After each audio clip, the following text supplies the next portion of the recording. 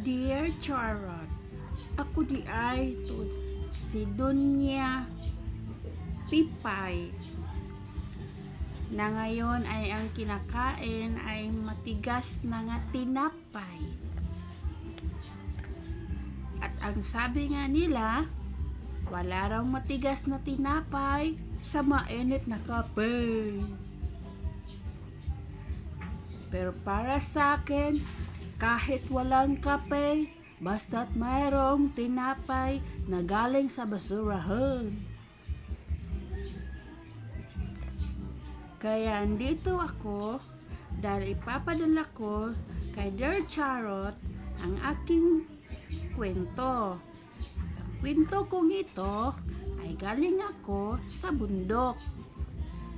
At pagka pagpunta ko dito sa lungsod, sa syudad, ay napaka-ignorante ko talaga sa tinapay. At pinaparisan pa niyan ng kape.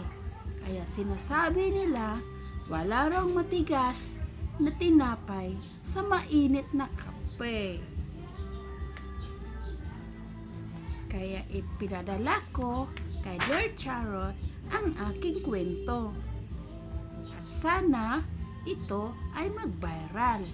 At pagdating ng araw, ako naman ay makakabili ng tinapay na hindi na matigas. Ito ang aking kwento at ipapadala ko kay Dear Charot.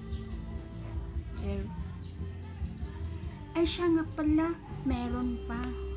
Dahil minsan, pag natutulog na lang ako sa puno ng saging.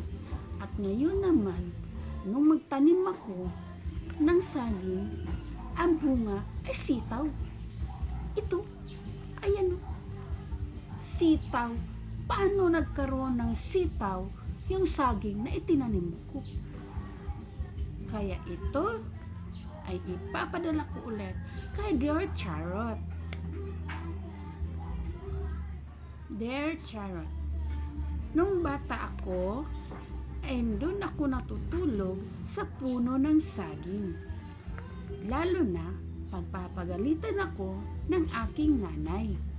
Lalo na pag hindi ako pumasok sa paaralan. Kaya maraming puno ng saging sa